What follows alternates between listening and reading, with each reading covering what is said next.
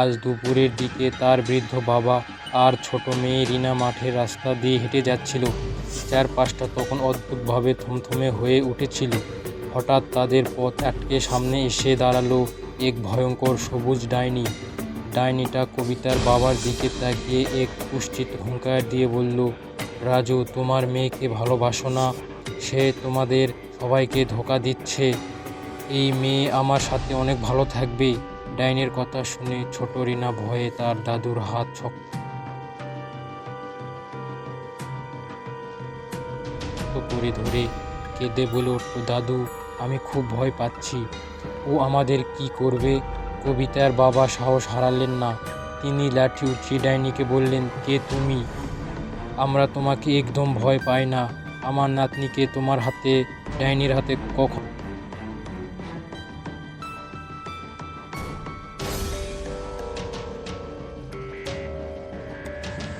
আসসালামু আলাইকুম। সকালে কেমন আছেন? আশা করি ভালো আছেন। আমি একজন নতুন ইউটিউবার, নতুন ভিডিও নিয়ে আসলাম। আপনাদের ভালো লাগলে অবশ্যই চ্যানেলটি সাবস্ক্রাইব করে পাশে থাকবেন, নতুন নতুন ভিডিও বানানোর জন্য উৎসাহ দেবেন।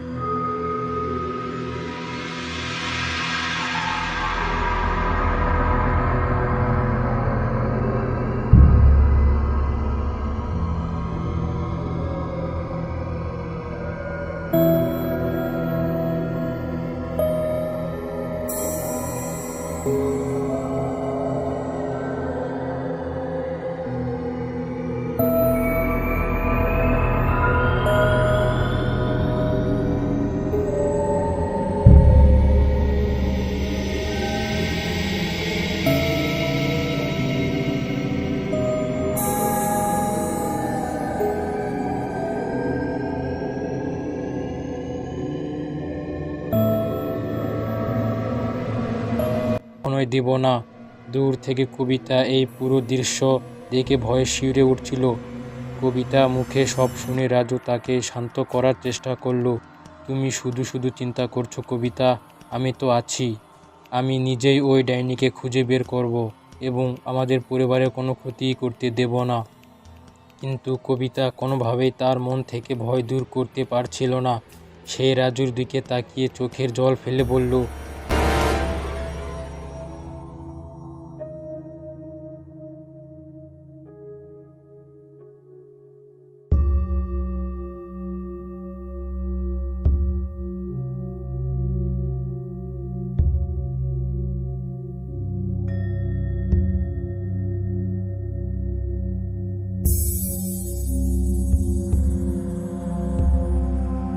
কবিতা বলল, তুমি বিশ্বাস করবা না রাজু, আমি নিজের চোখে আজ মাঠে এক ভয়ঙ্কর কাণ্ড দেখেছি।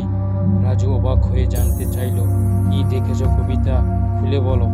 কবিতা তখন মাঠের সেই ঘটনাটি বলতে শুরু করল। আসসালামু আলাইকুম। সকালে কেমন আছেন? আশা করি ভালো আছেন। আমি একজন নতুন ইউটিউবার, নতুন ভিডিও নিয়ে আসলাম। আপনাদের ভালো লাগলে অবশ্যই চ্যানেলটি সাবস্ক্রাইব করে পাশে থাকবেন, নতুন